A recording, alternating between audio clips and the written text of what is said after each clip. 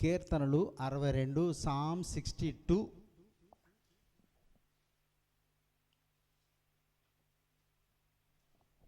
ఏసయ్యా వందనములు, ఏసయ్యా వందనములు, ఏసయ్యా.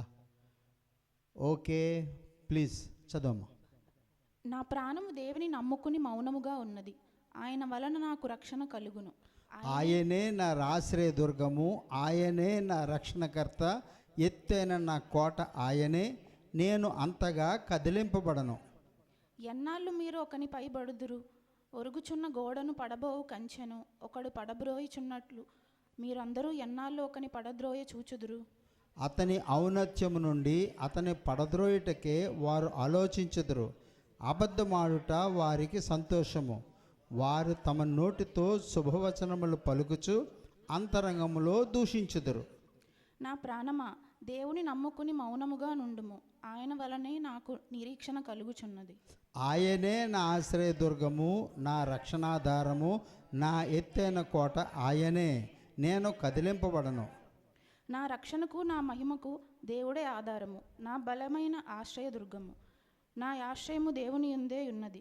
జనులారా, ఎల్లప్పుడూ ఆయన యందు నమ్మిక ఉంచడి, ఆయన సన్నిధిని మీ హృదయములో కుమ్మరించడి. దేవుడు మనకు ఆశ్రయము. అల్పులైన వారు వట్టి ఊపిరే ఉన్నారు, గనులైన వారు మాయా స్వరూపులు. త్రాసులో వారందరూ తేలిపోవుదురు, వట్టి ఊపిరి కన్నా అలకనగా ఉన్నారు. బలాత్కారమందు నమ్మిక ఉంచకుడి, దోచుకొనుడి చేత గర్వపడుకుడి. ధనము హెచ్చినను దానిని లక్ష్య పెట్టకుడి. బలము తనదని ఒక మారు దేవుడు సెలవిచ్చాను, 2 మారులు ఆ మాట నాకు వినపడెను. ఆఖరి వాక్యం అందరూ కలిసి చదువుకుందాం అండి. ప్రభువా, మనుష్యులందరికీ వారి వారి క్రియలు చొప్పున చూపటం మీదే. ప్రభు తన పరిశుద్ధ వాక్యం దీవించి ఆశీర్వదించును గాక. Okay, God bless you. Julia ప్రార్థన చేయమ్మా, మైక్ తీసుకుని. Thank you lord, we bless you lord, hallelujah, we bless you lord, I thank you. ఒక మాట అనేకమైన సార్లు వచ్చింది. ఏమిటది?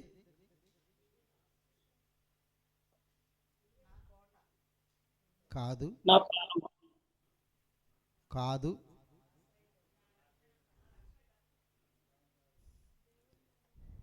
ఆయనే. ప్రైస్తల్లా. ఆయనే 2వ వచనంలో ఆయనే నా ఆశ్రయదుర్గము, ఆయనే నా రక్షణకర్త, ఎత్తైన నా కోట ఆయనే, నేను అంతగా కదిలింపబడను. 5వ వచనంలో నా ప్రాణమా దేవుని నమ్ముకుని మౌనంగా ఉండుము, ఆయన వలననే నాకు నిరీక్షణ కలుగుచున్నది. 6లో ఆయనే నా ఆశ్రయము, నా రక్షణాధారము, నా ఎత్తైన కోట ఆయనే, నేను కదిలింపబడను. 7వ వచనంలో నా రక్షణకు నా మహిమకు దేవుడే ఆధారము, అంటే ఆయనే దేవుడే ఆధారము, నా బలమైన ఆశ్రయదుర్గము, నా ఆశ్రయము దేవుని యందే, అంటే ఆయనే. దగ్గర 8 సార్లు వచ్చింది ఆయనే, ఆయనే. కీర్తనకర్త దావీదు మరి దేవుడైన యెహోవాను మహిమపరుస్తున్నాడు. ఏ విధంగా అంటే ఆయనే, హిమ్ ఓన్లీ, హిమ్ ఓన్లీ, ఆయన మాత్రమే. ఆయన లేకుండా నేను లేను, ఆయన మాత్రమే. ఎందుకు అలా చెప్పగలిగాడు? ఎందుకు ఆ విధముగా చెప్పగలిగాడు? 1 సమూయేలు గ్రంథం 30వ అధ్యాయానికి వెళదాము. 1 సమూయేలు 30వ అధ్యాయము. Glory to the name of Jesus. 1 సమూయేలు గ్రంథము 30వ అధ్యాయము. అమాలేకులు దండెత్తొచ్చారు, వచ్చి సిక్లగు మీద పడి దానిని కొట్టి తగులబెట్టారు. గనులేమి అల్పులేమి, పేజ్ నెంబర్ 250, 250. గనులనేమి అల్పులనేమి అందులోనున్న ఆడువారిని అందరినీ చెరపట్టుకొని చంపక వారిని తీసుకుని వెళ్ళిపోయి ఉండిరి. వారిని తీసుకుని వెళ్ళిపోయారు. పట్టణాన్ని తగలబెట్టేశారు, తన యొక్క భార్యలను పిల్లలను తీసుకుని వెళ్ళిపోయారు.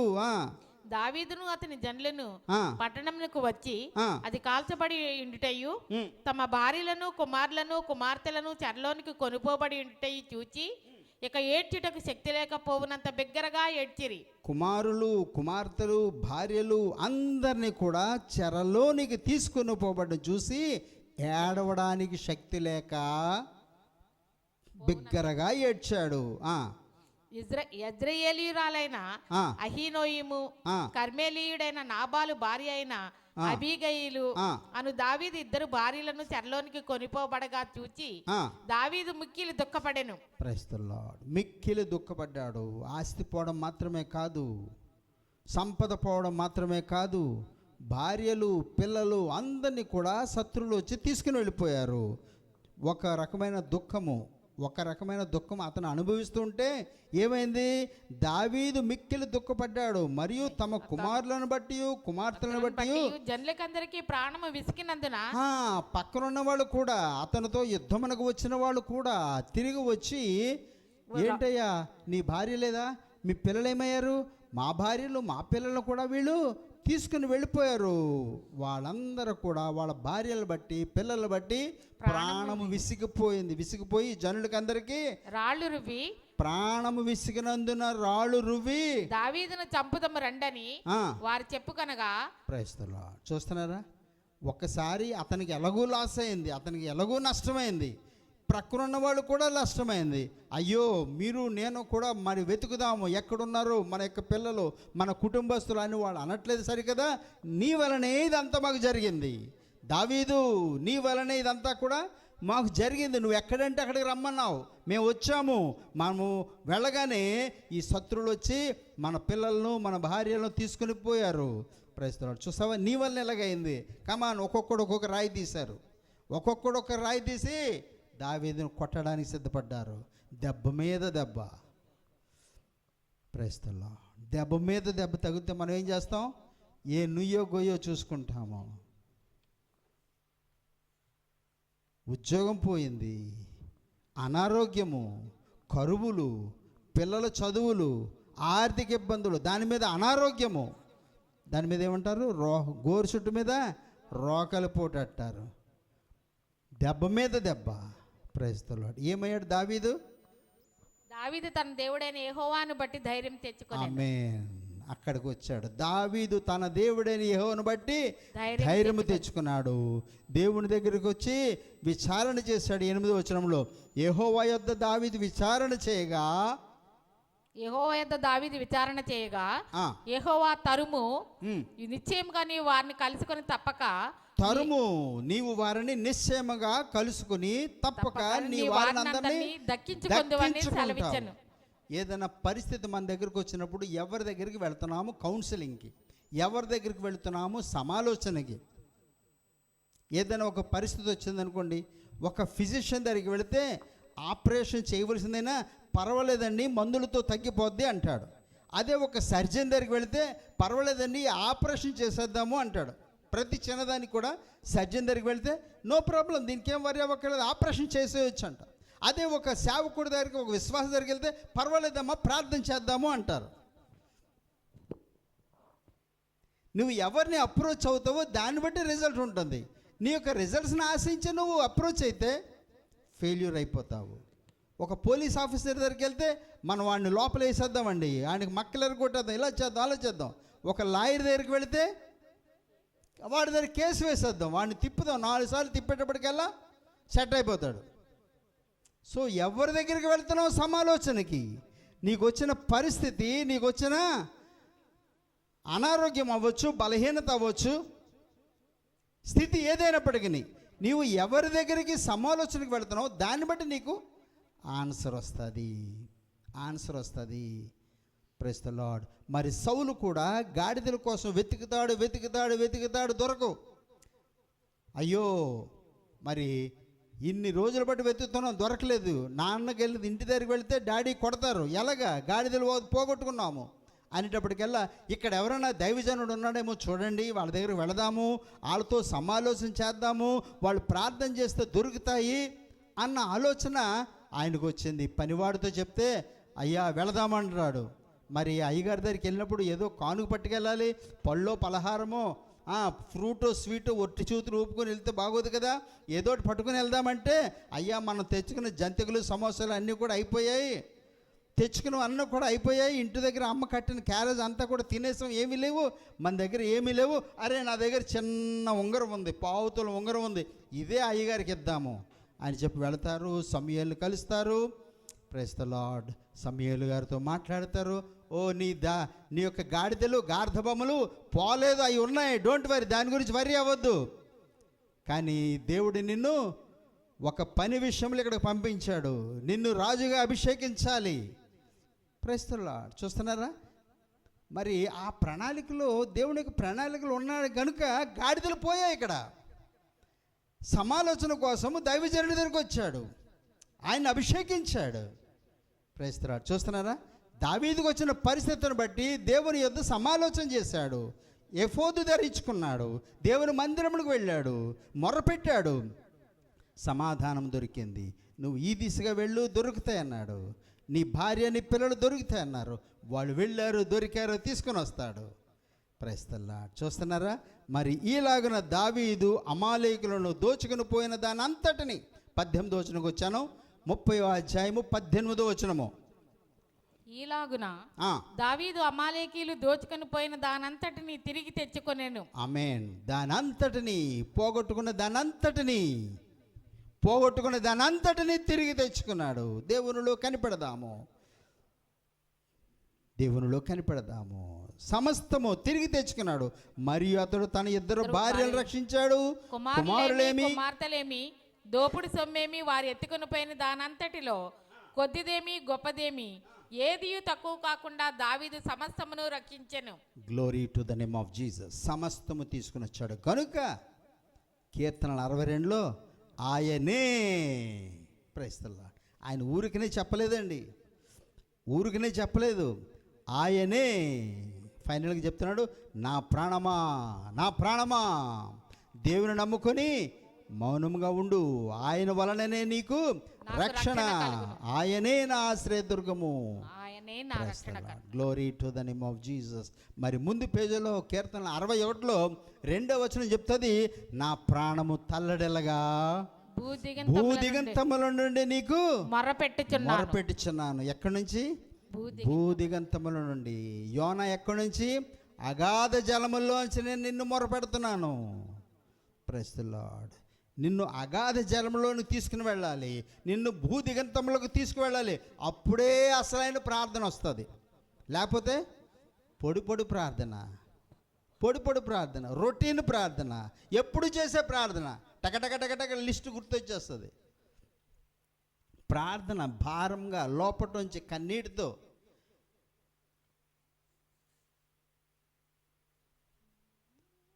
నా ప్రాణము తల్లడిల్లగా, ప్రైజ్ ది లార్డ్, నా ప్రాణము తల్లడిల్లగా భూదిగంతముల నుండి నీకు మొరపెట్టుచున్నాను. బైబిల్లో చాలామంది ఆ స్థితి గుండా వెళ్ళారు, అటువంటి స్థితి గుండా వెళ్ళారు.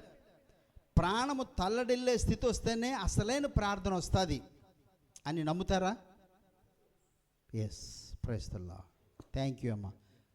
అసలైన ప్రార్థన. లేకపోతే రొటీన్గా ప్రార్థన చేస్తాము, మామూలుగా పప్పుచారు వేసుకుని భోజనం చేస్తాము, ఏదో 1-2. ఇంటికి ఎవరైనా గెస్ట్లు వస్తున్నారంటే పొద్దున్న 6 గంటల నుండి వంటలు మొదలు పెడతాము, స్పెషల్స్ చేద్దాము. అంతేనమ్మా స్వీటీ? ఏయో స్పెషల్స్ చేస్తాము.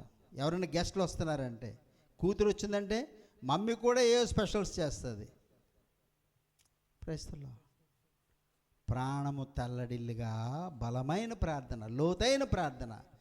మరి నిన్నటి దినమున ఒక గృహాన్ని దర్శించాము. ఆయన అక్కడికి వెళ్ళినప్పుడు ప్రభు గుర్తు చేశాడు, ప్రాణము తల్లడిల్లే స్థితి. యాక్సిడెంట్ అయ్యింది, కాలు ఇరిగింది, చెయ్యి విరిగింది, అదేదో తగ్గింది అనేటప్పటికల్లా మరొక యాక్సిడెంట్ అయింది. ఇంకొక 5 రోజుల్లో పెళ్ళి ఉంటుందనగా ఇంకొక యాక్సిడెంట్ అయింది. యాక్సిడెంట్ మీద యాక్సిడెంట్. 2 వారాల క్రితం ఆయన ఇక్కడికి వచ్చాడు, మనం ప్రార్థన చేశాము. కాలేబ్ సబ్బవరం ఆయన దర్శించడం జరిగింది. ఎంతో దీనస్థితిలో ఉన్నాడు.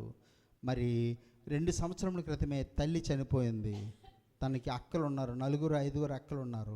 వాళ్ళ యొక్క దయాదాక్షిణ్యముల మీద ఆయన బ్రతుకుతున్నాడు. చాలా దీనస్థితి. ఎప్పుడైతే మనం దర్శిస్తామో వాళ్ళ యొక్క స్థితి మనకు తెలుస్తుంది. నిన్న బ్రదర్ ఐజక్ కూడా మాతో వచ్చి ఉన్నాడు, బ్రదర్ జాషో వచ్చి ఉన్నాడు. ఎప్పుడైతే ఎవరిని దర్శిస్తామో వాళ్ళ దీనస్థితి తెలుస్తుంది. దేవుడు నిన్ను ఎటువంటి స్థితి నుండి తప్పించి ఈ విధముగా పెట్టాడు. ఆ యొక్క విషయములు మనం గుర్తు చేసుకున్నట్లయితే మౌనంగా ఉండలేము. ప్రభువా, నేను కూడా అటువంటి స్థితిలో ఉండేవాడినే, కానీ నీ దయ చొప్పున నువ్వు విడిపించావు, నీవు కనికరం చూపించావు. మరి యోబు జీవితంలో దెబ్బ మీద దెబ్బ వచ్చింది. యోబు గ్రంథం చూడండి, 1వ అధ్యాయంలో యోబు జీవితంలో కూడా దెబ్బ మీద దెబ్బ వచ్చింది. ఏమిటది? మరి మొట్టమొదటిగా తన యొక్క 14వ వచనంకి వస్తే, షబాయిలు వాటి మీద పడి వాటిని పట్టుకొని పోయారు. ఎద్దులు నాగలు దున్నుచు గాడిదలు వాటి సమీపమును మేయిచుండగా శత్రువులు షబాయిలు వాటి మీద పడి వాటిని పట్టుకొని పోయారు. రెండవదిగా 16వ వచనంకి వస్తే, దేవుని అగ్ని ఆకాశం నుండి పడి గొర్రెలను పనివారిని రగులబెట్టి కాల్చివేశారు. మరి ఒకడు వచ్చి కల్దీలు 3 సమూహాలుగా అయ్యా, నేను ఒక్కడే మిగిలానండి, అక్కడ తప్పించుకొని వచ్చాను, నేను ఒక్కడే మిగిలాను, తప్పించుకొని వచ్చాను, 4 సార్లు కూడా ఒక్కడే వచ్చానని చెప్పి సంఘటన చెప్తున్నాడు. ఏమిటి? ఎంత సంతోషకరమైన సంగత, ఎంత సంతోషకరమైన సంగత. 17వ వచనంలో కల్దీయులు 3 సమూహములుగా వచ్చి ఒంటెల మీద పడి వాటిని కొనిపోయి ఖడ్గము చేత పనివారిని చంపారు. నీకు దానిని తెలియచేయటకు నేను ఒక్కనే తప్పించుకొని వచ్చాను. మరలా 4వ దెబ్బ 18వ వచనంకి వస్తే, వేరొకడు వచ్చి ఆయన ఇంకా మాట్లాడుతూనే ఉన్నాడు, అది ఇంకా వెళ్ళలేదు, ఇంకొకడు వచ్చాడు పరిగెత్తుకొని. నీ కుమారులను నీ కుమార్తెలను, ఫైనల్ గా నీ కొడుకులు నీ కూతుళ్ళు అందరూ కూడా తమ అన్న ఇంట భోజనం చేయించు చక్కగా భోజనం చేస్తున్నారు. భోజనం చేస్తుంటే గొప్ప సుడిగాలి అరణ్య మార్గముగా వచ్చి ఆ ఇంటి 4 మూలలను కొట్టగా అది యవ్వనుల మీద పడినందున వారు చనిపోయారు. కుటుంబము పిల్లలందరూ కూడా ఒకేసారి చనిపోయారు. 7 కుమారులు 3 కుమార్తెలు, అంతే కదా. ప్రస్తుతంలో అందరూ ఒకేసారి చనిపోయారు. దెబ్బ మీద దెబ్బ కదా. మనమైతే ఏం చేస్తాము? ఇల్లు వదిలేసి పారిపోతాము. ఈ బాధలు నాకే వచ్చాయి, ఇంతగా ప్రార్థన చేస్తున్నాను, ఇన్నాళ్ళ బట్టి దేవుని పరిచయం చేస్తున్నాను, ఈ బాధలన్నీ నాకే వచ్చాయి. కానీ యెహోవా ఇచ్చాడు, యెహోవా తీసుకున్నాడు. దేవుడిచ్చాడు, దేవుడు తీసుకున్నాడు. నేను దిగంబరిగా వచ్చాను, దిగంబరిగానే మరలా నేను ఇక్కడి నుంచి వెళతాను. యోబు యొక్క స్థితి దెబ్బ మీద దెబ్బ. ప్రియమైన దేవుని సంగమా, ఆయనే నా నిరీక్షణకు ఆధారము. మరలా తిరిగి వద్దాం, 62వ అధ్యాయంలో ఉన్నాము. ఆయన వలననే నాకు నిరీక్షణ కలుగుచున్నది. 5వ వచనము, ఆయన వలననే నాకు నిరీక్షణ కలుగుచున్నది. ఏమన్నా హోప్, ఏమన్నా ఇంతో అంతో నిరీక్షణ పెట్టుకున్నామంటే, ప్రభువా నీకంటే వేరే మార్గం లేదు. ఈ లోకంలో మరి అనేక మంది స్నేహితులు బంధువులు అవ్వచ్చు, ప్రైజ్ ది లార్డ్, సహాయం చేస్తారు కొంతవరకే. It is a limited. కొంతవరకే సహాయం చేయగలరు, తర్వాత వాళ్ళు డ్రైయే, వాళ్ళు కూడా సహాయం చేయలేరు, కొంతవరకే. కానీ అగాధ జలముల్లోంచి నేను మొరపెడుతున్నాను, విడిపించగలిగిన దేవుడవు. Praise the lord. ఏ విధంగా ఆరాధన చేద్దాము? 8వ వచనంలో, జనులారా ఎల్లప్పుడూ ఆయన యందు నమ్మిక ఉంచండి, ఆయన సన్నిధిని మీ హృదయములు కుమ్మరించుడి. దేవుడు మనకు ఆశ్రయం, ఆయన సన్నిధి మీ హృదయము కుమ్మరిద్దాము. Pour out your heart. Praise the Lord. Pour out your heart. ఆయన తన పరిశుద్ధాత్మను కుమ్మరించాడు. ఏదైనా సరే అబండెంట్గా ఇస్తాడు ఆయన. That is the greatness of my Lord. నా దేవుని యొక్క గొప్పతనం ఏమిటంటే సమృద్ధిగా ఇస్తాడు ఏదైనప్పటికీ. కొంచెం కొసరించి కాదు, చాలు. మనం క్యాటరింగ్ ఇచ్చామనుకోండి, ఇంత కోరేసి ఒట్టిగరెట్టి ఇలాగెలాగ అంటుంటారు. అదే మనం వండుకున్నాం అనుకోండి, 1 కేజీ ఎక్స్ట్రా తీసుకుందాం, సమృద్ధిగా పెట్టుకుందాం. ప్రైస్తల్లో అంతేనా జూలియా? సమృద్ధి ఆయనలో. ప్రైస్తల్లో జనులారా ఎల్లప్పుడు ఆయనందు నమ్మకి ఉంచండి. ఆయన సన్నిధిని మీ హృదయములు కృమ్మరించండి. ప్రభువు కృమ్మరిస్తాడు. గ్లాస్తో ఇవ్వడు, బకెట్తో. మేము హాస్టల్లో స్నానం చేసేటప్పుడు దాంట్లోంచి నీళ్లు తీసి బకెట్తో చేసేవాళ్ళం స్నానం. ఎవరైనా చేస్తారా బకెట్తో స్నానం? నా నీళ్ళ, నా కరెంటా, అవన్నీ ఉన్నాయి, నిండా ఉన్నాయి. ఏం చేస్తాం? బకెట్తో తీసి ఇలా పోసుకుంటాం. అరే బాబు, ఇప్పుడు ఆ బకెట్ ఎత్తలేనే అని అనిపిస్తుంది. బకెట్తో తీసి స్నానం చేసేవాళ్ళమా? అంటే ఒకసారి ఇలా పోసినప్పటికల్లా ఇంకెక్కడ తోముకోక్కర్లేదు, అన్నీ క్లియర్ అయిపోవాలి. కృమ్మరింపు. నా దేవుడు కృమ్మరిస్తాడు కనుక నువ్వు కూడా కృమ్మరించాలి. అది ఆయన కోరుతున్నాడు. ఆయన సాక్రిఫైస్ అయ్యాడు, ఆయన బలిగా అర్పించబడ్డాడు. నువ్వు కూడా ఆయన నిమిత్తమే బలిగా చేయబడాలి. ఎంతమంది ఇష్టపడతాము ఆయన నిమిత్తమే బలిగా చేయబడ్డానికి? మేము వద్దు ప్రభువా, నీ కోసం నేను ఏమైనా చేస్తాను అంటామా? ఆదివారం అంటాం, రేపటి నుంచి స్కూల్కి వెళ్ళాలి, బోల్డ్ పనులు ఉన్నాయి. ఆదివారం ఇక్కడ ప్రార్థన అయిన తర్వాత ప్రతి వారం ఉపవాసం ఉందామండి, ప్రతి ఆదివారం ఆరాధనకి వెళ్ళాలి, ప్రతి శుక్రవారం హోల్ నైట్ ప్రేయర్ చేయాలి. చేద్దామా? వచ్చే వారం డిక్లేర్ చేస్తానులేండి, హోల్ నైట్ ప్రేయర్ కూడా చేద్దాము.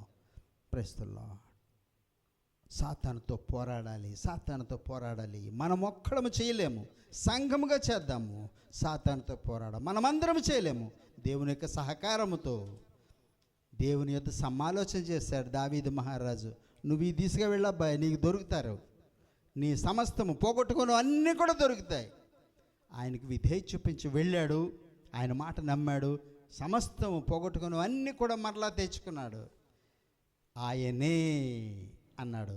మనము కూడా చెప్దామా? ప్రైస్తలో నేను కూడా అనేకమైన పోగొట్టుకున్నాను, సంపద పోగొట్టుకున్నాను, ఇల్లు వదులుకున్నాను, దాన్ని బట్టి ఉద్యోగము ఇచ్చేసాను దేవునికి, ఇచ్చేసాను. వదులుకున్నవన్నీ కూడా మరలా టకా సమకూర్చాడు. చాలామంది అనుకుంటారు వాళ్ళకేంటి బోల్డింగ్ మీద బిల్డింగ్ కట్టారు, వాళ్ళకేంటి బోల్డ్ వచ్చాయి, బొచ్చు పడిపోతుంది ఫారెన్ నుండి. మీ అందరికీ తెలుసు ఎంత వచ్చి పడిపోతుందో, అది కాదు ప్రాధాన్యము.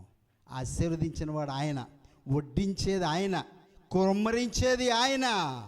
ఆమేన్, హల్లెలూయా. నా దేవుడు సమృద్ధిగా ఇస్తాడు, ఏదైనా నా దేవుడు సమృద్ధిగా ఇస్తాడు. సో ఆయన సన్నిధికి వచ్చిన మనం కూడా మన హృదయం కృమ్మరిద్దాము. దేవా, హృదయంలో ఏమీ ఉంచుకోదు. నువ్వు చేసిన మేళ్ళు పుట్టింది మొదలుకొని ఎన్నిసార్లు ప్రభు నువ్వు నన్ను కాపాడావు, ఎన్ని పరిస్థితుల్లో మరణము అంచులకు వెళ్ళిపోయాను. ఇంకా ఈవేళ నాకు ఆఖరి రోజు అనుకున్నాను, కానీ నువ్వు లేవనెత్తావు, మరలా లేవనెత్తావు. ఐసీలోంచి నేను మరలా వస్తాను అనుకోలేదు, మరలా లేవనెత్తావు. ప్రైస్తలార్డ్. చిగురింపజేశాడు. చిన్న మరి వంటగదిలో ఏ షెల్ఫ్ లేకుండా ప్రారంభించాము వంట. క్రమక్రమంగా ఆయన యొక్క కృమ్మరింపు. ప్రియమైన దేవుని సంగమా, దేవుని యొక్క ఆత్మను కలిగి ఉన్న నీవు, అనేకమైన మేళ్ళు అనుభవిస్తున్న నీవు ప్రభుని గణపరుస్తావా? ప్రభుని స్తుతించడానికి సిద్ధపడదామా? ఆయన ఆరాధన చేయడానికి సిద్ధపడదాం. సిస్టర్ కమల ప్రార్థన చేయండి. ఏసయ్యా వందనాలు తండ్రి, వందనములు యేసయ్యా. స్తోత్రం.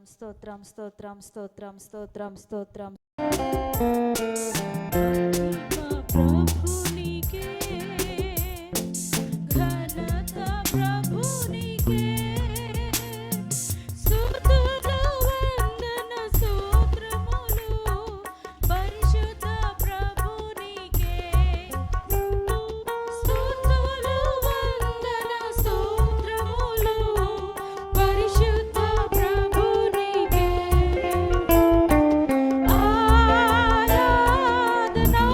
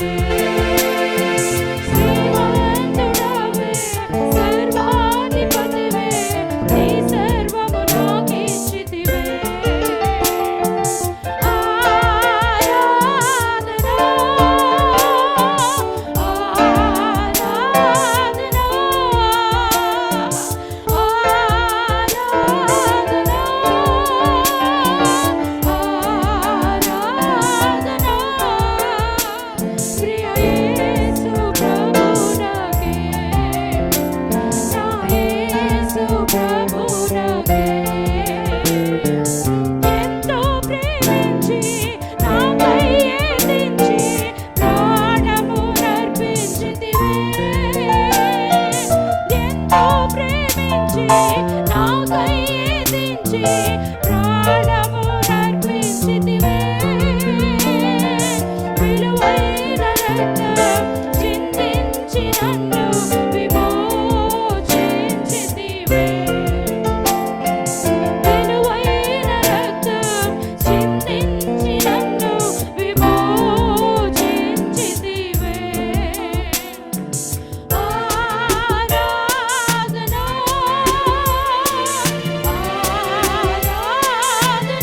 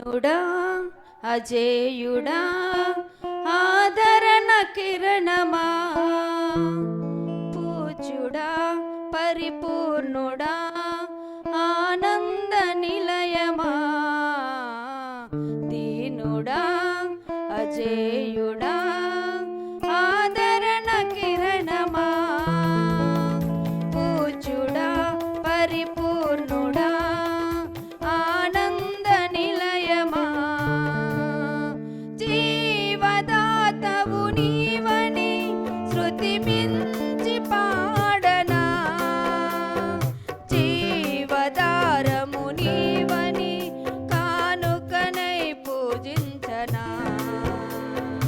అక్షయ దీపము నీవే నా రక్షణ శృంగము నీవే స్వరార్చన చేసెదనీకే నా స్తుతులర్పించెదనీకే దీనుడా అజేయుడా ఆదరణ కిరణమా పూజ్యుడా పరిపూర్ణుడా ఆనంద నిలయమా సమ్మతి లేని సుడిగుండాలే ఆవరించగా గమనము లేని పోరాటాలే తరుముచుండగా నిరుపేదనైన నా ఎడల సందేహమేమి లేకుండా హేతువే లేని ప్రేమ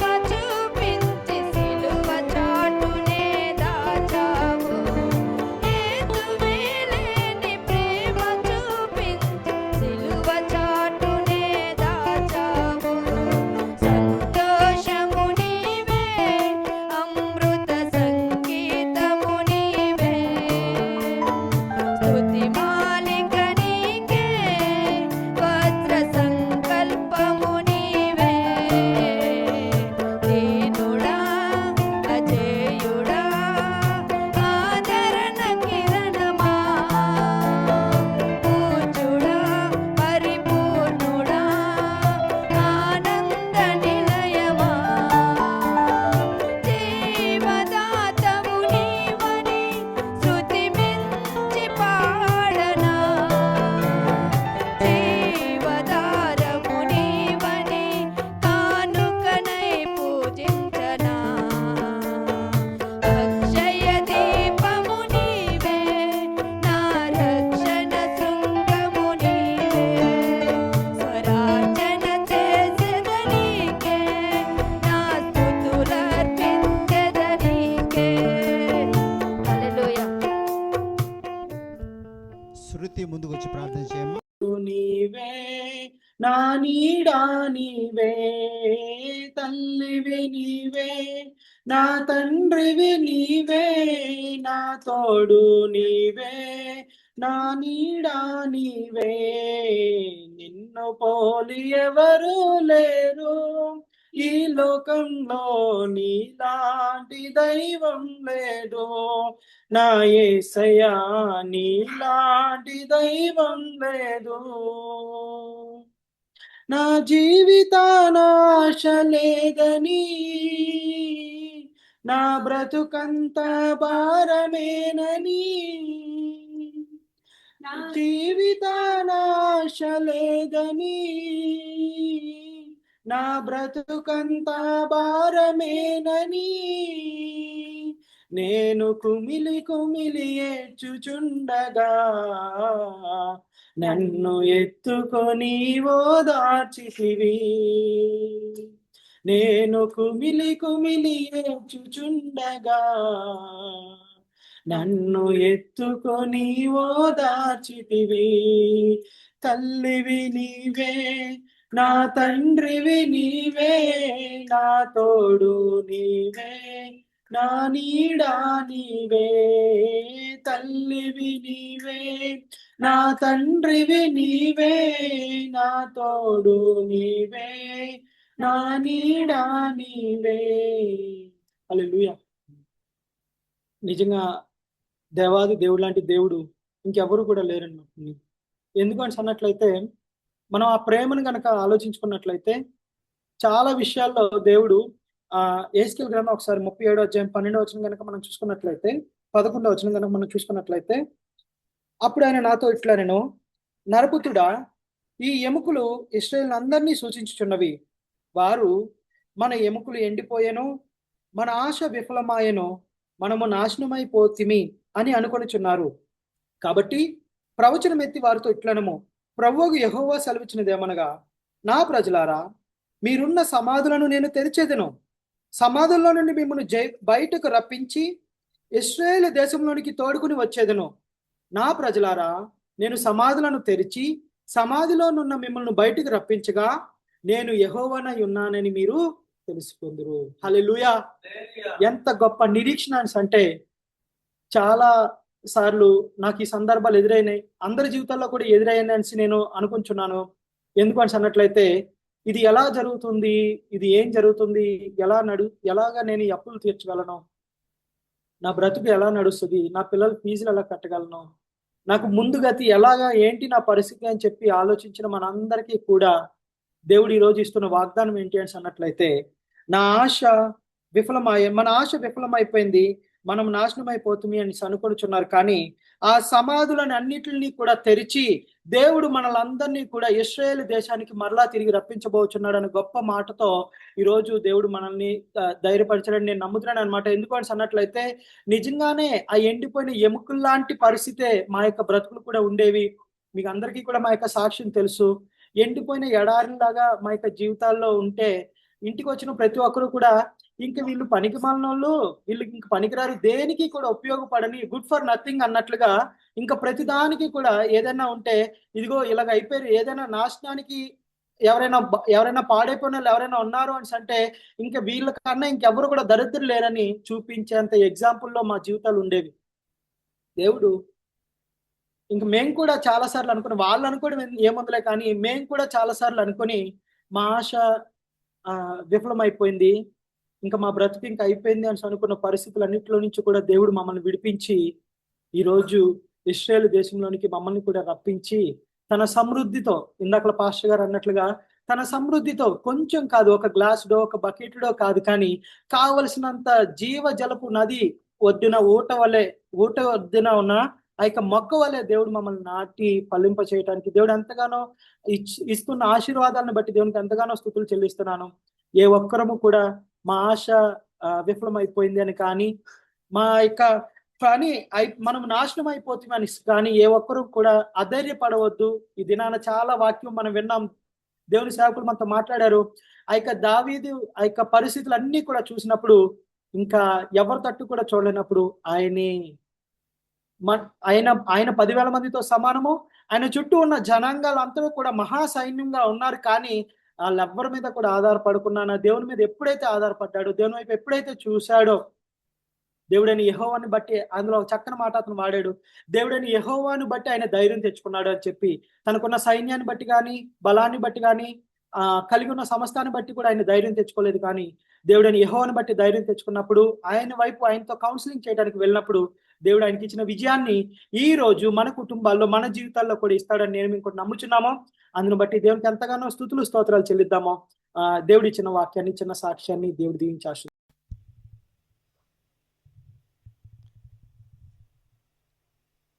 ప్రభునామానికి స్తుతి కలుగును గాక. యెషయా గ్రంథము 5వ అధ్యాయము 21వ వచనాన్ని ఒకసారి చూద్దామండి. దయచేసి ఎవరైనా తీస్తే త్వరగా చదవండి, లేకపోతే నేనే చదువుతాను. 5:21 తమ దృష్టికి తాము జ్ఞానులనియు తమ ఎన్నికలో తాము బుద్ధిమంతులనియు తలంచుకుని వారికి శ్రమ. దేవుడి వాక్యాన్ని దీవించునుగాక. మరి తమ దృష్టికి తాము జ్ఞానులు అని, తమ ఎన్నికలో తాము బుద్ధిమంతులని తలంచుకుని వారికి శ్రమ అంటుంది. నా విశ్వాస జీవితాన్ని మొదలుపెట్టి ఇప్పటికి రేపు సెప్టెంబర్ 1 వస్తే 42 సంవత్సరాలు పూర్తవుతుంది అనమాట. నేను బాప్తిసం తీసుకుని తిరిగి జన్మించి 42 సంవత్సరాలు అవుతుంది. ఆత్మీయ జీవితాన్ని మొదలుపెట్టినప్పుడు ఉద్రేకంగా, శారీరకంగా చాలా పరుగులు పెట్టేస్తూ ఉంటాం. మనం ఏదో చాలా ఉత్సాహంగా ఉన్నాము అనుకుని, కానీ దినాలు సంవత్సరాలు గడిచే కొద్దీ దేవునిలో ఆత్మీయ పరిపక్వత రావడానికి ఏది మేలు ఏది కాదు, అనేకమైన అనుభవాలు, అనేకమైన బొప్పులు, అనేకమైన దెబ్బలు, అనేకమైన నష్టాలు, అనేక రకాలవి వచ్చినప్పుడు ఒక్కొక్క పరిస్థితి నుంచి ఒక్కొక్కటి మనం తెలుసుకుంటూ నేర్చుకుంటూ ఉంటాం అన్నమాట. విశ్వాస జీవితంలో మనందరం కూడా మన ప్రయాణం ఏంటి అంటే ఆఖరికి వచ్చేది మన గోల్ ఒక్కటే, ఏంటంటే నిత్యరాజ్యం చేరాలనేది మన అందరి గోల్, ప్రతి ఒక్కరం కూడా. ఈ యొక్క దేవుని యొక్క వాక్యం చెప్తుంది. గలతీలకు రాసిన పత్రిక 4వ అధ్యాయము 19వ వచనం చూడండి. ఒక అంశం గురించి నేను కాసేపు మరి పరిశీలించాలని అనుకుంటున్నాను. మనందరం కూడా చేద్దాము. 4:19 ఏం చెప్తుంది అక్కడ ఒకసారి చదవండి. గలతీ 4:19, నా పిల్లలారా, క్రీస్తు స్వరూపము మీ యందు ఏర్పడు వరకు మీ విషయమై మరలా నాకు ప్రసవ వేదన కలుగుచున్నది. చాలండి. ఏం చెప్తుంది ఇక్కడ? క్రీస్తు స్వరూపము, మరి Christ be formed in you again అంటే ఏంటది? My little children of whom I travail in birth again until Christ be formed in you. క్రీస్తు స్వరూపము మనలో ఏర్పడాలని మీ విషయమై నాకు ప్రసవ వేదన కలుగుతుంది అంటున్నాడు ఇక్కడ అపోస్తలుడైన పౌలు గలతీలకు రాసిన పత్రికలో. క్రీస్తుకు ఉండేటువంటి స్వభావము, క్రీస్తుకు ఉండేటువంటి లక్షణాలు అవి మనలో ఉండాలని ఆయన కోరుకుంటున్నాడు. ఏంటి? క్రీస్తులాగా ప్రేమించడం అనేది మనం నేర్చుకోవాలి, క్రీస్తులాగా భరించడం అనేది, క్రీస్తులాగా క్షమించడం అనేది, క్రీస్తులాగా ఇవ్వడం అనేది, ఇవన్నీ కూడా ప్రతిరోజు కూడా ఇక్కడ హెచ్చరిస్తూ ఉన్నాడు. ఏంటంటే అందులో ఇక్కడ మనం చూసాము, తమ దృష్టికి తాము జ్ఞానులమనియో తమ ఎన్నికలో తాము బుద్ధిమంతులనియో తలంచుకుని వారికి శ్రమ. నేను ఒక్కడే మంచోడిని, నేనే జ్ఞాని, మిగిలిన వాళ్ళు అందరూ కూడా జ్ఞానం లేని వాళ్ళు అనుకుంటూ చాలా ఈజీగా, అంటే నేను కూడా రక్షణ పొందిన కొత్తలో మిగిలిన వాళ్ళు అందరూ అలా ఉన్నారు ఇలా ఉన్నారని గబగబా వాళ్ళ విషయంలో త్వరగా మాట్లాడేస్తూ ఉంటాం, త్వరగా తీర్పులు ఇచ్చేస్తూ ఉంటాం, త్వరగా అన్నీ కూడా చేసేస్తూ ఉంటాం. కానీ ఇక్కడ చెప్తున్నాడు క్రీస్తు యొక్క స్వరూపం మనలో ఏర్పడాలని ప్రసవ వేదన పడుతున్నాడంట. అయితే ఇక్కడ మనం చూసాం కదా, చాలామంది అనుకుంటారు నేను మారు మనసు పొందేశాను, నేను బాప్తిసం తీసేసుకున్నాను, నేను అన్నీ బాగానే ఉన్నాను అనుకుని. కానీ వాళ్ళను అంటే విస్తారంగా బిజీగా ఎలా ఉండేదంటే, మొదట్లో మా జీవితం కూడా ఇప్పుడు కూడా నేను గుర్తు చేసుకుంటూ ఉంటాను. పొద్దున్న లేచి మరి రెడీ అయిపోయి ఆఫీస్కి వెళ్ళిపోయి 2 కూరలు వండేసుకుని బాక్సులు పట్టుకుని పిల్లల్ని స్కూల్కి పంపేసి సాయంకాలం రాగానే అట్నుంచి అటే ఆఫీస్ ప్రేయర్కి పరిగెత్తేసేవాళ్ళు అనమాట. అయ్యేసరికి 10-10:30 అయ్యేది. మళ్ళీ వచ్చిన తర్వాత తెల్లారికి రెడీ చేసుకుని పిల్లలు హోంవర్క్ చేశారా లేదా నిద్దట్లో వాళ్ళతో చేయించేసి పడుకోవడం, రొటీన్ పరుగు పెట్టేయడమే. ఆత్మీయ జీవితంలో తెగ పరుగు పెట్టేస్తున్నాం అనుకునేదాన్ని అనమాట ఎన్నోసార్లు. కానీ మనల్ని మనం పరిశీలించుకోవడానికి మన జీవితాన్ని వింటున్న వాక్యాన్ని ఎంతవరకు క్రియాపూర్వకంగా మనం మన జీవితాల్లో వెంబడిస్తున్నాం అనేది మనల్ని మనం పరిశీలించుకునే స్థితి అనేక సార్లు రావాలన్నమాట. ఏదైనా పరిస్థితి వచ్చినప్పుడు అప్పుడు మనకి అనుభవం అవుద్ది అనమాట. మనం అంటే పచ్చి కర్ర చూడండి, పొయ్యిలో ఉన్నప్పుడు కాలిపోతున్న దాంట్లో పెట్టేయండి కర్ర, అది పచ్చిది, దాని స్వభావం యాక్చువల్గా చూస్తే పొగొచ్చి అలా చేసి ఇలా చేసి అది కాలిపోతుంది. కానీ దాన్ని తీసి వేరేగా పెట్టండి, కాలుతుందా? అది పక్కన మంట ఉన్నప్పుడు అది కాలిపోతుంది, కానీ ఒంటరిగా పెట్టినప్పుడు కాలదు. ప్రతి వ్యక్తి యొక్క స్వభావం కూడా మనం ఎలా ఉండాలంటే, సమూహంలో ఉన్నా మనల్ని పక్కన పెట్టినా మన స్వభావాన్ని కోల్పోకూడదు. ఏ స్వభావం కావాలి? అది క్రీస్తు యొక్క స్వరూపం మనలో రావాలి అనుకుంటాం. మరి యోహాను సువార్త 9వ అధ్యాయము 41వ వచనం చూడండి. అక్కడ అంటది, నేను చూచున్నానని చెప్తున్నాను గనుక మీ పాపం నిలిచి ఉందా అంటాడు. అంటే నేను బాగానే ఉన్నాను. యాక్చువల్గా గుడ్డోళ్ళని చూసి మీరు గుడ్డోళ్ళు మీకు చూపు కనపట్లేదని గుడ్డోళ్ళని విమర్శించడం చాలా సులువు.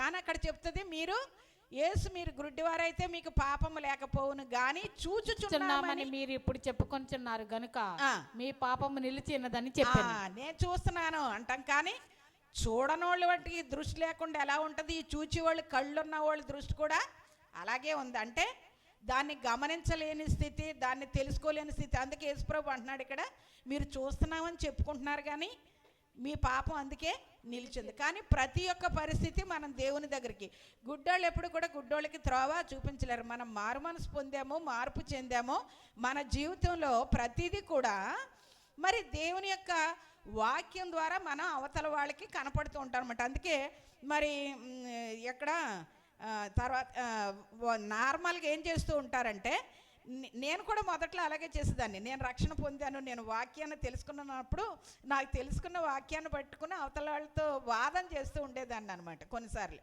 అనేక సార్లు అంటే కొన్నిసార్లు ఆ వాదాలు మంచిది, కొన్నిసార్లు ఏమో అవి వ్యర్థం కూడా. దేవుని యొక్క వాక్యం చెప్తుంది, రోమీయులకు రాసిన పత్రిక 1వ అధ్యాయంలో 21, 22 చేసినప్పుడు వాళ్ళంట తమ యొక్క వాదనలు మరియు వారు దేవుని ఎరిగియు ఆయనను దేవునిగా మహిమపరచలేదు, కృతజ్ఞతాస్తులు చెల్లింపను లేదు గాని తమ వాదముల యందు వ్యర్థులైరి వారి అవివేక హృదయము అంధకారమాయెను, తాము జ్ఞానులమని చెప్పుకొనుచు బుద్ధిహీనులైరి. ఎలా ఉంటారంట? జ్ఞానులమే, మాకు తెలిసినంత జ్ఞానం ఎవరికి లేదు అనుకుంటూ జ్ఞానులమని చెప్పుకొనుచు బుద్ధిహీనులు అయిపోతారంట. అంటే మనము ఇంకొకళ్ళని విమర్శించక్కర్లేదు, కానీ మనము ప్రభువుని తెలుసుకున్న తర్వాత ప్రభువుని బట్టి ఏ రకంగా వాక్యం ఏం చెప్తుంది, మనం ఎలా జీవిస్తున్నాం.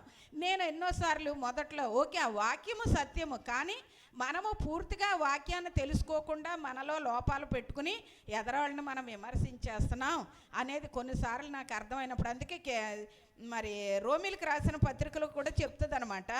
ఒకసారి చూడండి, రోమిలకు రాసిన పత్రిక 2వ అధ్యాయంలో 1, 2, 3 చూడండి. కాబట్టి తీర్పు తీర్చు మనుషుడా నీవెవడవైనను సరే నిరత్తరుడవై ఉన్నావు. దేని విషయములో ఎదుటివానికి తీర్పు తీర్చుచున్నావో దాని విషయములో నీవే నేరస్తుడవని తీర్పు తీర్చుకొనుచున్నావు. ఏలయనగా తీర్పు తీర్చు నీవును అట్టి కార్యములనే చేయుచున్నావు కావా. మనం చాలాసార్లు ఓకే సంతోషిద్దాం, వాళ్ళు చీకట్లో ఉన్నారు, మనం వెలుగులో ఉన్నాం, వాళ్ళకిలాగా అంటే సుంకరి పరిసయ్యలాగా ఉండకూడదు. మనం ఈ సుంకరిలాగా నేను లేను అనుకోకూడదు. ప్రభువా నీ వాక్యం ఏ రకంగా చెప్తుంది, దానిలో నేను ఎంత వెంబడిస్తున్నానో, ఎంత వెంబడించలేకపోతున్నానో, దాన్ని వెంబడించడానికి నీ కృపమ్మని మనం దేవుణ్ణి అడగాలి. అందుకే లోకాసు వార్తలో కూడా చెప్తుంది 6వ అధ్యాయంలో 41, 42 చూస్తే, నీ కంట్లో ఉన్న దూలాన్ని ఎంచకుండా ఎదుటివారి కంట్లో నలుసుని ఎందుకు ఎంచుతున్నావు? ఓ సహోదరి సోదరుడు, మొట్టమొదట మనం ఎప్పుడు కూడా గుర్తుపెట్టుకోవాలి, ఒకవేళ ఎదురు చూపెడుతుందంటే 3 వేళ్ళు 4 వేళ్ళు మనల్నే చూపిస్తున్నాను. అందుకు ఎప్పుడు కూడా మనం ఏం చేయాలంటే మనల్ని మనమే విమర్శించుకోవాలి, మనల్ని మనమే ఇది చేయాలి. ఎందుకంటే రోమిలకు రాసిన పత్రికలోనే 11వ అధ్యాయం 25లో చెప్తుంది ఒక మాట, మీ దృష్టికి మీరే బుద్ధిమంతులం అనుకోనవద్దు. ఎందుకు త్వరగా చెప్తున్నానంటే మళ్ళీ పాస్టర్ గారికి సమయం ఇవ్వాలి కదా. మీ దృష్టికి మీరే బుద్ధిమంతులమని అనుకొనకుండానట్లు ఈ మర్మము మీరు తెలుసుకొనగోరుచున్నారండి. ఆ ఫస్ట్ పార్ట్ ఏం చెప్తుంది? మనం చాలా బుద్ధిమంతులమి, మనమే బుద్ధిమంతులు అనుకోకుండా ఈ మర్మం చెప్తున్నానని అక్కడ చెప్తూ ఉంటుంది అనమాట. సో మరి అలాగే 1 కొరింథీ 3లో కూడా 18 నుంచి 20 వరకు చూస్తే అక్కడున్న జిస్ట్ కూడా ఏంటంటే తన్ను తాను మోసపరచుకోకూడదు. మొట్టమొదట మనం చాలా హై మైండ్ ఉండేది నాకు, అబ్బా వాళ్ళకి అస్సలు తెలియదు, కానీ వాళ్ళకి సత్యము తెలియనప్పుడు ఆ సత్యాన్ని బోధపరచవలసినటువంటి డ్యూటీ మనకుంది. అది ఎప్పుడు మనకు తెలుస్తుందంటే మన జీవితాల్లో పరిస్థితి వచ్చినప్పుడు, మనం దాని నుంచి మేలు పొందుకున్నప్పుడు, వాక్యం ఎలా చెప్తుంది, వాక్యము ద్వారా నేను ఇలా ఆ వాక్యానుసారంగా నా జీవితాన్ని మార్చుకున్నప్పుడు నేను ఇలాగ మేలు పొందాను అనేది మనం ఎదుటి వాళ్ళకి చెప్పాలి. కానీ కొంతమంది ఉంటారు, వాళ్ళు వాదించడానికి మాత్రమే ఉంటారు. అలాంటి వాళ్ళతో మనం వాదన చేయకూడదు. అందుకే దేవుని యొక్క వాక్యం ఒక చోట చెప్తుంది, పందుల ముందు ముత్యాలు వేయొద్దు అంటది. దేవుని యొక్క తెలియనప్పుడు వాక్యం చెప్పకపోతే తెలియదు కాబట్టి మనం తెలియ చెప్పాలి. కానీ కొంతమంది వాదించడానికి మాత్రమే ఉంటారు, పని కట్టుకుని మా వాదన అలాంటి వాదాల్లో, వ్యర్థమైన వాదనలోకి వెళ్ళి మన సమయాన్ని మనం వృధా చేసుకోకూడదు. సామెతల గ్రంథంలో 3:7 కూడా చెప్తుంది, నేను జ్ఞానిని కదా నీవు అనుకోద్దు. అక్కడ 3:5 నుంచి చూస్తే, నీ స్వబుద్ధిని ఆధారం చేసుకోకుండా నీ పూర్ణ హృదయంతో యెహోవా యందు నమ్మకం ఉంచు, నీ ప్రవర్తన అంతటి యందు ఆయన అధికారానికి ఒప్పుకో, నేను జ్ఞానిని కదా అని నీవు అనుకోవద్దు. ఎన్నోసార్లు నేను జ్ఞానిని, నాకు చాలా జ్ఞానం తెలుసు, వాళ్ళెంత వీళ్ళెంత వాళ్ళెంత వీళ్ళెంత అనుకుంటే మనం ఏమవుతాం, ఫెయిల్ అయిపోతాం. కానీ మరి యెషయా గ్రంథంలో ఒకసారి 11వ అధ్యాయంలో 3-4 చూద్దరు. కానీ దానికంటే ముందు కీర్తనకారుడు అంటాడు 26లో 1 చూడండి, జడ్జ్ మీ ఓ గాడ్, దేవా నాకు న్యాయం తీర్చు. ఎవరిని తీర్చమని అడుగుతున్నాడు? మనకు తీర్పు తీర్చేవాడు దేవుడు ఉన్నాడు. దేవా నాకు న్యాయం, జడ్జ్ మీ ఓ గాడ్, దేవుడు తీర్చాలి మనకి. ఇంకో వ్యక్తులు, మనం ఇంకోళ్ళని తీర్పు తీర్చొద్దు, ఇంకోళ్ళు తీర్పు తీర్చబడేలాగా మనం ఉండొద్దు. కానీ మనం దేవుని దగ్గర దేవా నాకు న్యాయం తీర్చి అంటాడు కీర్తనకారుడు. చూడండి యెషయా గ్రంథంలో 11లో 3-4 చూడండి. 11లో 3-4 ఆయనంట చూసేదాన్ని యెహోవా భయము అతనికి ఇంపైన సువాసనగా ఉండును, కంటి చూపును బట్టి అతడు తీర్పు తీర్చాడు. కంటి చూపును బట్టి అతడు తీర్పు తీర్చాడు. మనం కొన్నిసార్లు చూసిన దాన్ని బట్టి అసెస్ చేసేస్తుంటాం. కొంతమంది మామూలుగా ఉన్నారనుకోండి, వాళ్ళు డాబుగా ఏదో రోల్డ్ గోల్డ్ ఇక్కడి నుంచి ఇక్కడికి వేసుకుని మంచి మెరుపులు అబ్బా వాళ్ళు బోల్డ్ రిచ్ అనుకుంటా. అంటే ఏంటి? కంటి చూపును బట్టి వాళ్ళకి చాలా ఉండొచ్చు, కానీ చాలా సింపుల్గా ఉంటాయి. ఏమీ లేని దరిద్రుడు అనుకుంటా. అంటే ఏం చేస్తున్నాం మనం? దేని బట్టి తీర్చేస్తున్నాం? మన కంటి చూపును బట్టి. కంటి చూపును బట్టి అతడు తీర్పు తీర్చాడు. అతడు తీర్పు తీర్చడంట. తాను వినుదానిని బట్టి విమర్శ చేయడు. వినుదానిని బట్టి విమర్శ చేయడు. నేను ఎందుకు చెప్తున్నాను? మనకు ఎన్నోసార్లు కంటి చూపును బట్టి. అంటే నిన్న ఒక సహోదరులతో డిస్కషన్ వచ్చినప్పుడు ఆ మాటలు వింటున్నప్పుడు నాకు ఒక మాటను దేవుడు గుర్తు చేశాడు. భలే చర్చికి వెళ్తున్నారులే మీరు, ఏంటి మంచి స్కూల్కి వెళ్ళాలంటే ఏది మంచి స్కూల్లో చూసుకుని వెళ్తారు, కానీ ఓహో ఆ చర్చికి ఒనిసిమస్ గారు చర్చిగా ఏముందని అక్కడ మంచి చర్చ్ చూసుకుని వెళ్ళాలని అన్నారంట ఒక సహోదరులు. అన్నప్పుడు నేను అన్నాను, ఒక మాట నాకు గుర్తొచ్చింది.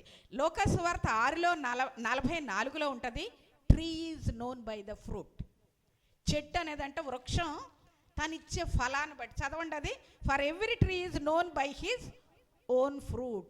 అది ఇచ్చే ఫలాన్ని బట్టి. ఎవరో చెప్పక్కర్లేదు అది మంచిది అది చెడ్డదని. ఆ ఫలాన్ని మనం టేస్ట్ చూసినప్పుడు అది మంచిదో చెడ్డదో చూసి దాన్ని బట్టి మనం ఆఖరికి ఓకే ఆ రుచి. అందుకే మరి కీర్తనలో కూడా ఉంటుంది 34, యెహోవా ఉత్తముడని రుచి చూసి తెలుసుకోండి. 34:7 ఉంటుంది. మనం ఎవరికి తీర్పు తీర్చకూడదు. కానీ ఎందుకంటే దేవుడే అంటున్నాడు, యేసుప్రభు యొక్క స్వరూపం స్వభావం కావాలని ఎందుకు చెప్పానంటే ఆఖరిగా మళ్ళీ అదొక్క మాట చూడండి. యోహాను సువార్త 12వ అధ్యాయము 47వ వచనం చూడండి. అక్కడ అంటారు, నేను ఈ లోకానికి తీర్పు తీర్చడానికి రాలేదు ఆయన. చూడండి అది చదవండి ఆ మాట. యోహాను సువార్త 12వ అధ్యాయము 47వ వచనం. ఎవడైనా నువ్వు నా మాటలు వినియు వాటిని గై కొనకుండిన ఎడల నేను అతనికి తీర్పు తీర్చను. నేను లోకమునకు తీర్పు తీర్చుటకు రాలేదు గాని, for I came not to judge the world. ఆయనే తీర్పు తీర్చడానికి రాలేదు, తండ్రి చిత్తాన్ని నెరవేర్చడానికి మాత్రమే వచ్చాడు.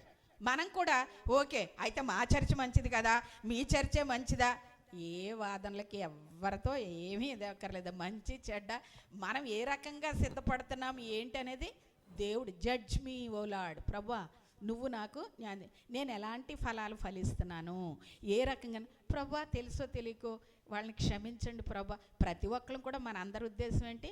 మనందరం కూడా ఒక దినాన్న మనకున్న ఈ ఐహిక సంబంధమైన సాతాను యొక్క ప్రభావం నుంచి విడిచిపెట్టబడి ప్రతి ఒక్కరం కూడా మనం పరిపూర్ణులుగా నిత్యరాజ్యంలోకి చేరాలి. మనతో మన సహోదరులు కూడా కనబడాలనే కదా అందరి గురించి మనం ప్రార్థన చేస్తున్నాం, అవునా కదా?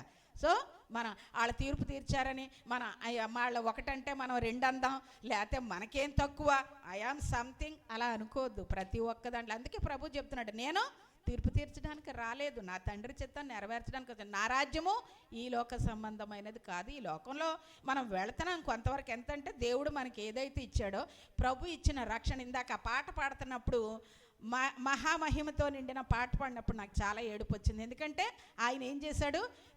ఈ వెలుగులోకి వచ్చి మనకి రక్షణనిచ్చి సత్యాన్ని మనకి బోధించి చీకటిని, మనలో ఉన్న చీకటిని తొలగించాడు. ఆ సత్యాన్ని తెలుసుకోవడానికి మన మనోనేత్రాలు తెరిచిన దాన్ని బట్టి దేవుని పట్ల కృతజ్ఞత కలిగి ఇంకా ఏదైతే చీకటి, ఇంకా ఏదైతే మురికి మన దగ్గర ఉందో వాటిని తీసేసుకుందాం. కానీ నేను జ్ఞానిని, నేను బుద్ధిమంతుణ్ణి, లేకపోతే నేను అలా అనుకుంటే తమ దృష్టికి తాము జ్ఞానులని, తమ ఎన్నికలో తాము బుద్ధిమంతులని అనుకునే వారికి ఏంటంటున్నాడు? శ్రమ. ఓ టు దెమ్ శ్రమ. అటువంటి శ్రమ పాలు మనం అయిపోద్దు. కానీ మన యొక్క ఆఖరి దినం వరకు ప్రభు పిలుచుకునే వరకు, ప్రవ్వా నాలో లోపాలు సరిచేయండి, ఇంకా ఏ విషయంలో మేము ఏ రకంగా నీ ఆత్మీయ జీవితంలో నీ స్వరూపం, నీ స్వభావం. ఇక్కడ మనం ఏం చూసాం? ఆయన తీర్పు తీర్చలేదు, తీర్పు తీర్చడానికి రాలేదు.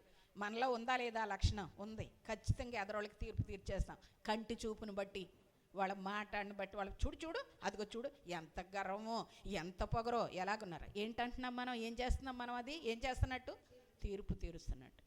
నీ కంట్లో దూలాన్ని ఉంచుకుని ఎదుటివారి కంట్లో నలుసుని తిను. ప్రవ్వా నాకు నేర్పించు. మనం దేవుని సన్నిధిలో నాలో ప్రవ్వ ఈ లక్షణం ఉంది, మనకు వెంటనే ఐడెంటిఫై అవుతుంది. అవును ప్రభా క్షమించు, నాకు ఇది తీసేయి, ఇలాంటి మాటలు నేను మాట్లాడుతున్నానా, ఇలాంటి ప్రవర్తన ప్రభా నాకు అది తీసేయి. ఎలా నలగొట్టుకుంటాం?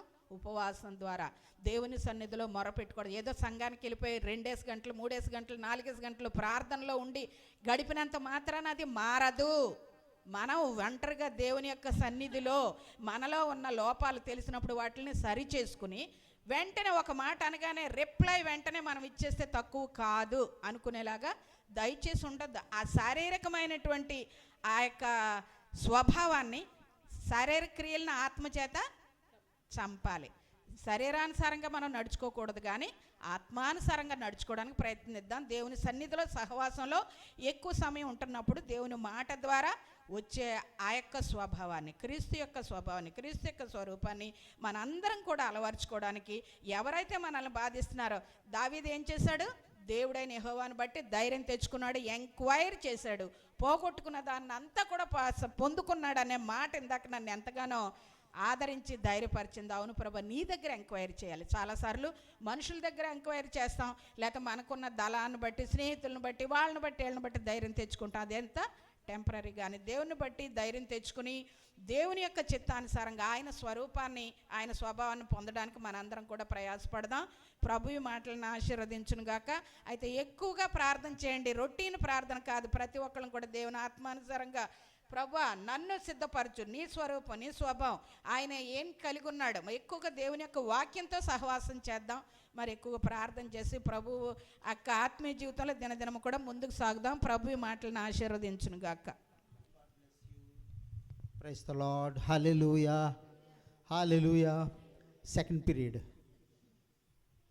ఒకే పీరియడ్ ఒకే సబ్జెక్ట్ మరి చెప్తే బాగోదు, అందుకే టీచర్స్ మారుతున్నారన్నమాట. ఏదైనప్పటికీ మరలా ఆదివారం వరకు ముఖ్యంగా మరి స్వీట్ మాకు దొరకదు కనుక స్వీట్గానే ఇవాళ వాక్యం విందాము. ఓకే. మరి ఫిలిప్పీలు రాసిన పత్రిక 3వ అధ్యాయము 1-2 వచనములు. ఫిలిప్పీలు రాసిన పత్రిక 3వ అధ్యాయము 1-2 వచనాలు. మెట్టుకు నా సహోదరులారా, ప్రభువునందు ఆనందించుడి. అదే సంగతులను మీకు వ్రాయటం నాకు కష్టమైనది కాదు, మీకు అది క్షేమకరము. కుక్కల విషయమై జాగ్రత్తగా ఉండుడి, దుస్తులైన పనివారి విషయమై జాగ్రత్తగా ఉండుడి, ఈ చేతనను ఆచరించి వారి విషయమై జాగ్రత్తగాను ఉండుడి. చాలండి. కుక్కల విషయమై జాగ్రత్తగా ఉండండి.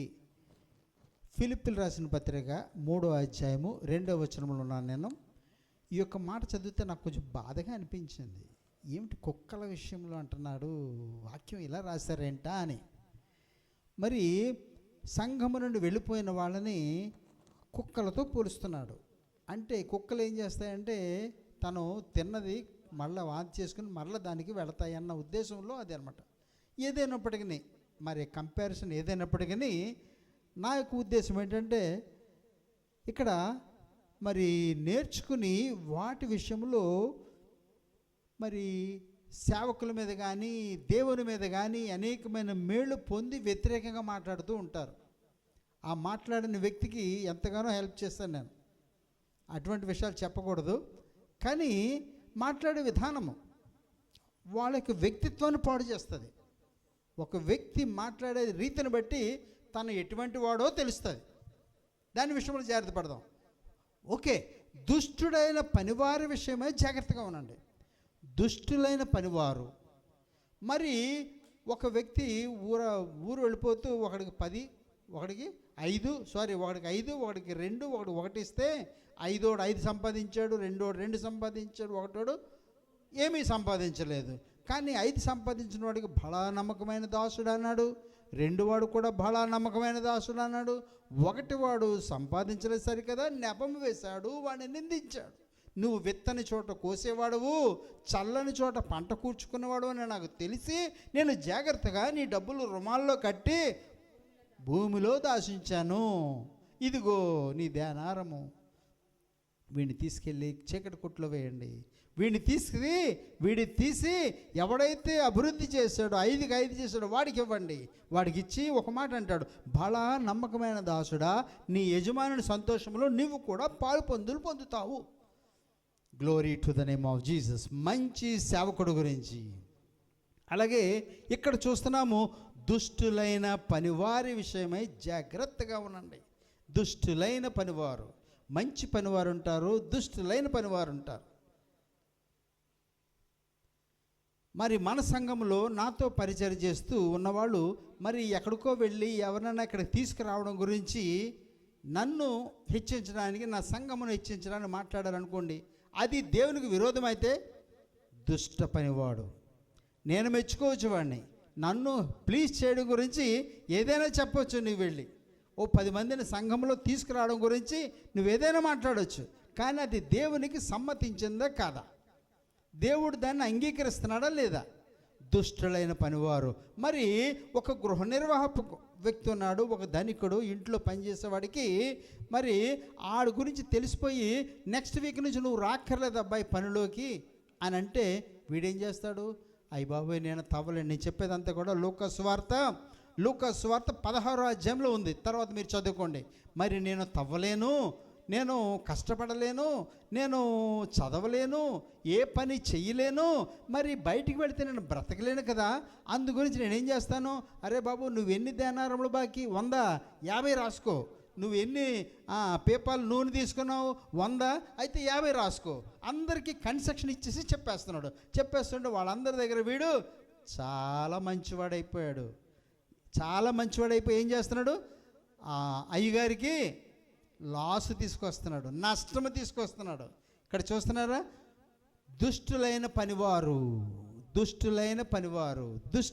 పనివారు విషయంలో జాగ్రత్తగా ఉండండి. Praise the lord.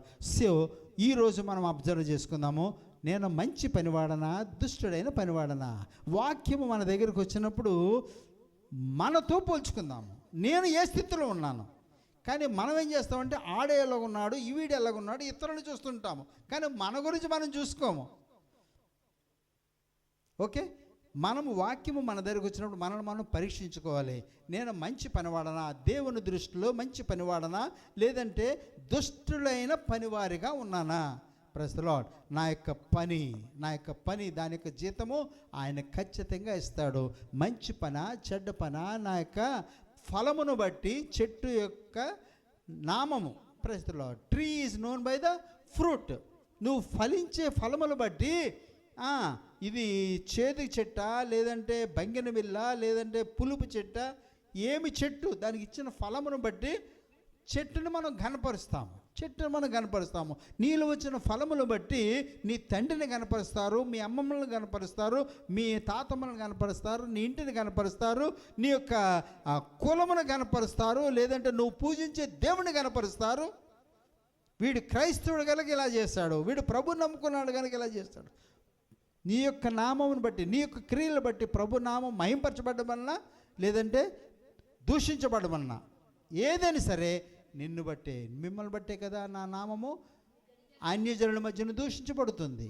సో ప్రియమైన దేవుని సంఘం, ఆ దేవుని సంగీతికి వచ్చిన మనము వాక్యం వినడం మాత్రమే కాదు, దాని ప్రకారంగా చేద్దాము. Praise the Lord. ఇందాక మరి సిస్టర్ హెప్సిబా అన్నారు, వాక్యము వినువారు మాత్రమే ఉండక వాక్య ప్రకారము ప్రవర్తించే వాళ్ళకు. వాక్యం ఎవరు వింటారు? క్రైస్తవులు వింటారు, అన్యులు కాదు, విగ్రహారాధికులు కాదు, లోకంలో ఉన్న తాగుబోతులు తిరుగుబోతులు కాదు. ఎవరు వింటారు వాక్యము? క్రైస్తవులే వింటారు. వాక్యము వినువారే, కానీ వాటి ప్రకారం మనం జీవించకపోయినట్లయితే మరి దినదినము వాక్యమునకు దగ్గరవుతున్న మనము మన యొక్క జీవితంలో మౌల్డ్ చేసుకోవాలి, మలుచుకోవాలి, దాన్ని మౌల్డ్ చేసుకోవాలి, మలుచుకోవాలి. మరి ప్లాస్టిక్ అంతా కూడా కాల్చి కరగబెట్టి ఒక మరి మౌల్డింగ్ యూనిట్లో వేస్తారు. వేసిన కారణం చేత ఈరోజు చక్కటి కుర్చీలు తయారయ్యాయి. మనం ఆ కుర్చీలో కూర్చుంటున్నాము. మరి ప్లాస్టిక్ కాల్చి మౌల్డ్ చేయబడింది కనుక, అది మలచబడ్డది కనుక ఆ యొక్క కుర్చీలో మనం కూర్చుంటున్నాము. మనము కూడా వాక్యానుసారంగా మౌల్డ్ చేయబడాలి. Praise the Lord. వాక్యానుసారంగా మనంగా త్రిప్పుకోవాలి. మరి బ్రదర్ జాషువా చెప్పిన మాట యెహెజ్కేలు 37:10 ఆయన నాకు ఆజ్ఞాపించినట్లు నేను ప్రవచింపగా. Praise the Lord. ప్రవచించడం అంటే వాక్యము తీసి చెప్పడం, అంతే. That's all. ప్రవచించడం అంటే బలా నమ్మకమైన దాసుడా, నీకు రేపు ఉద్యోగం వచ్చేస్తుంది, నీకు రేపు పెళ్ళి అయిపోతుంది, నీ భర్త రేపటి నుండి మారిపోతాడు, అది కాదు చెప్పడం. వాక్యములు ఏముందో అది చెప్పడం, అది ప్రవచనం. చాలామంది ప్రవచనం అంటే మా కోసం ఏం ప్రవచిస్తారు? చాలామందికి ఇది అలవాటైపోయింది.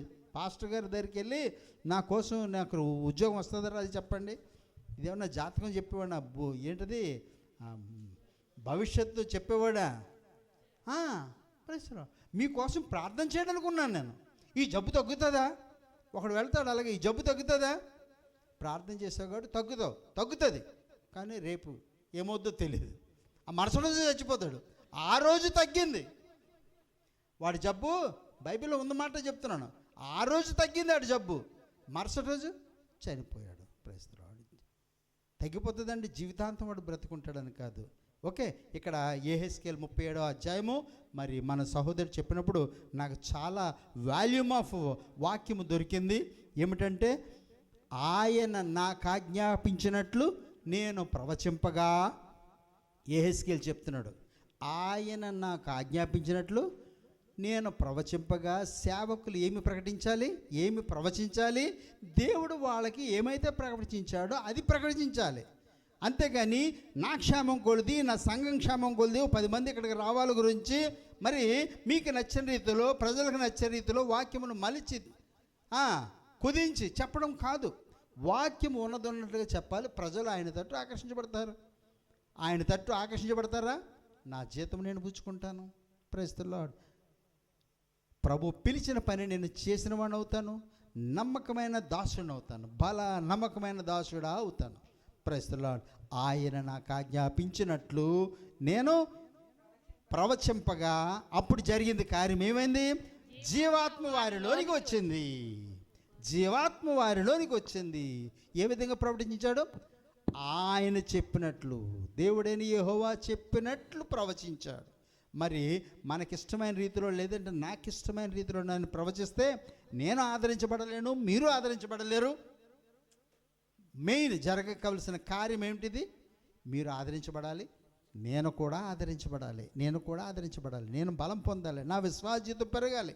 ఆరాధనలో, వాక్య పరిచర్యలో ప్రభు నన్ను బలపరచాలి, ప్రభువులో ఆనందించాలి, ప్రభువుని గణపరిచే విషయంలో, ఆరాధన చేసే విషయంలో, పరిచర్య చేసే విషయంలో ఆయన ప్రవచనమెత్తి ఈ యొక్క ఎముకలతో మాట్లాడు. ఒకసారి తీయండి. ఈ ఎముకలతో, ఈ యొక్క ఎముకలు మాట్లాడగలవా? ఈ ఎముకలు మాట్లాడగలవా? ఇంకా పైన చదవండి.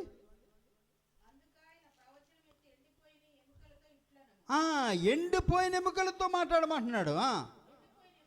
ఎండిపోయిన ఎముకలారా, ఎవరితో మాట్లాడుతున్నాడు? ఎండిపోయిన ఎముకలతో మాట్లాడతాడు. ఎండిపోయిన ఎముకలారా, యెహోవా మాట ఆలకించుడి. యెహోవా మాట ఆలకించండి. ఈ ఎముకలకు, నీ మాట నా మాట వాళ్ళ ఎండిపోయిన ఎముకలు ఆలకించు. యెహోవా మాట ఆలకిస్తాయి. In the name of Jesus. చచ్చిపోయిన లాజరు లేచి వచ్చాడు. Praise the Lord. మాట్లాడింది యేసయ్య. మరణమును గెలిచి లేచిన వ్యక్తి యేసే మాట్లాడారు కనుక చనిపోయిన వ్యక్తి లేచి వచ్చాడు. ఎండిపోయిన ఎముకలారా, ప్రవచనం ఎత్తి ఎండిపోయిన ఎముకలారా, ఎముకలతో ఇట్లా ఎండిపోయిన ఎముకలారా, యెహోవా మాట ఆలకించండి. యెహెజ్కేలు మాట కాదు, ఎవరి మాట? యెహోవా మాట ఆలకించండి. ఆమేన్. ఎండిపోయిన ఎముకలారా, యెహోవా మాట ఆలకించండి. ఏమని? ఈ ఎముకలకు ప్రభువైన యెహోవా సెలవిచ్చినదేమనగా ఆ. మీరు బ్రతుకున్నట్లు ఆ. నేను మీలోనికి జీవాత్మను రప్పించుచున్నాను. Praise the Lord. మీరు బ్రతుకున్నట్లు నీవు నేను బ్రతకడానికి జీవాత్మ కావాలి. మరి అది పంపించేది దేవుడని యెహోవా. ఆయన పంపించాడు. ఆయన మాటలు విందాము, ఆయన మాటలకు విధేయత చూపిద్దాము. Praise the Lord. మరి నీలో చనిపోయిందంటూ ఉండదు, మృతమైనది ఉండదు, జీవము గలవాడవై దినదినము కూడా మనము ఫ్లోరిష్ అవుతూ ఉంటాము. బాధలు కష్టములు లోకంలో మరి చాలామంది అంటుంటారు, మరి కష్టాలు మనుషులకి రాకపోతే మ్రాణులకు వస్తాయా అన్నారు. అనారోగ్యాలు కష్టాలు మనుషులు రాకపోతే మ్రాణులకు వస్తాయా అన్నాడు. వాక్యము కూడా ఈ లోకంలో మీకు శ్రమ కలుగును, ఆయనను ధైర్యం తెచ్చుకుని నేను లోకమును జయించున్నాను.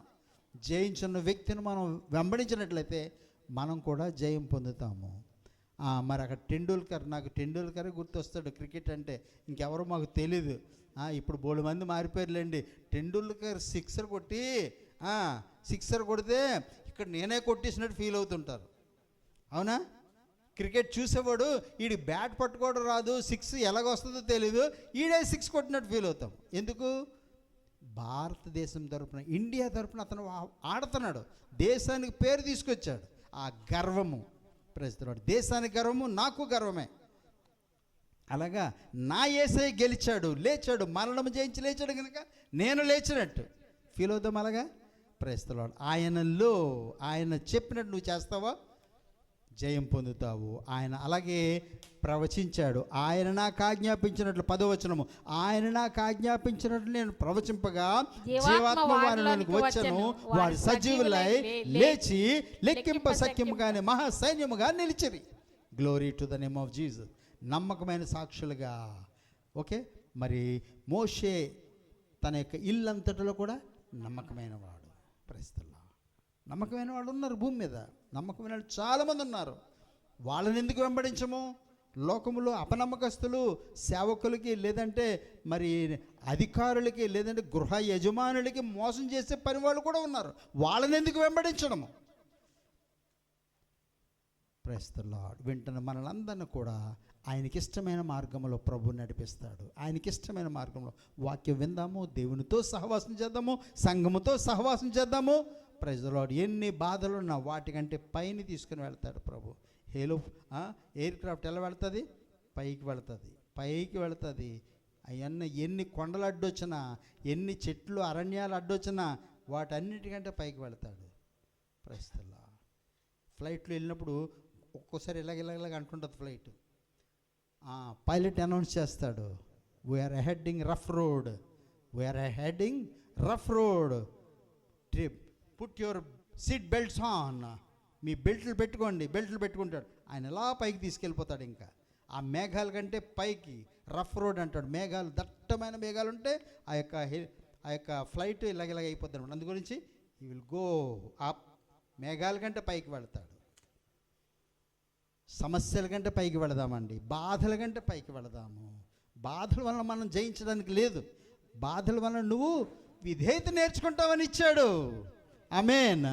బాధలు ఎందుకు ఇచ్చాడు? అనారోగ్యం ఎందుకు ఇచ్చాడు? మనము విధేయత నేర్చుకుంటామని. యేసు ప్రభు బాధల గుండా వెళ్ళాడు, విధేయత నేర్చుకున్నాడు. Praise the Lord. అదే మార్గంలో మనం ఉన్నాము. బాధలు వచ్చినప్పుడు కృంగిపోవద్దు, శ్రమలు వచ్చినప్పుడు కృంగిపోవద్దు. విశ్వాసాన్ని కర్త, దాన్ని కొనసాగించే యేసు వైపు చూద్దాం. ఎందుకంటే ఆయన జయించాడు కనుక మనము కూడా జయిస్తాము. టెండూల్కర్ గెలిచాడు కనుక ఇండియా గెలిచింది. ఇండియా గెలిస్తే నేను కూడా గెలిచాను. అవునే కదా? Praise the Lord. Glory to the name of Jesus. ప్రభు మనకు జీవితంలో అనుమతించిన ప్రతి పరిస్థితిని బట్టి కృంగిపోవాల్సిన పని లేదు. ఓకే, మరి నేను ఇంకా చెప్పాలంటే వద్దు, ఇప్పుడు చెప్పను, టైం అవుతుంది.